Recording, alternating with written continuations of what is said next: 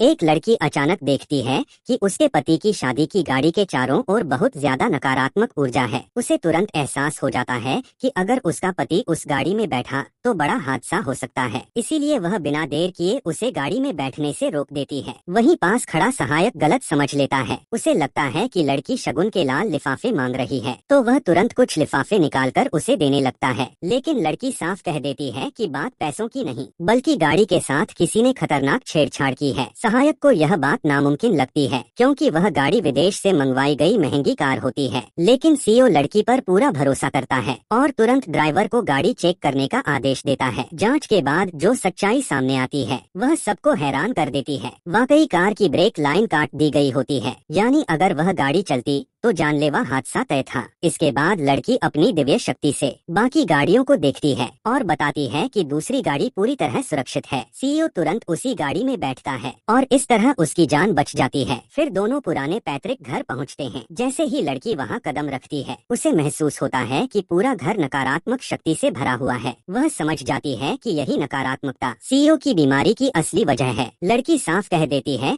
कि यह घर रहने लायक नहीं है, लेकिन सीईओ उससे अंदर चलकर इस समस्या का हल ढूंढने की गुजारिश करता है। लड़की मदद के लिए तैयार हो जाती है। जब वह पूजा वाले स्थान पर पहुंचती है तो देखती है कि अगरबत्तियों की खुशबू तक नकारात्मक शक्ति निकल रही है। तभी उसे यकीन हो जाता है कि इस घर पर किसी ने खतरनाक जादू किया है और वही जादू सीईओ को धीरे धीरे मार रहा है। इस जादू को तोड़ने के लिए जरूरी होता है जादू करने वाले का पता लगाना। इसी बीच सीईओ की सौतेली माँ और सौतेली बहन वहाँ आ जाती हैं। वे लड़की और सीईओ को काफी करीब देखकर भड़क जाती हैं और लड़की से सवाल करती हैं कि वह आखिर है कौन। सीईओ बिना झिझक सबके सामने लड़की को अपनी पत्नी बता देता है और साफ कहता है कि आगे से उसका सम्मान किया जाए। लेकिन इतना कहते ही सीईओ के शरीर में जादू का जहर फिर से सक्रिय हो जाता है। उसकी हालत अचानक बिगड़ने लगती है। लड़की तुरंत उसे बचाने की कोशिश करती है, मगर इस बार हालात बहुत गंभीर होते हैं। साधारण तरीकों से अब उसे बचाया नहीं जा सकता था।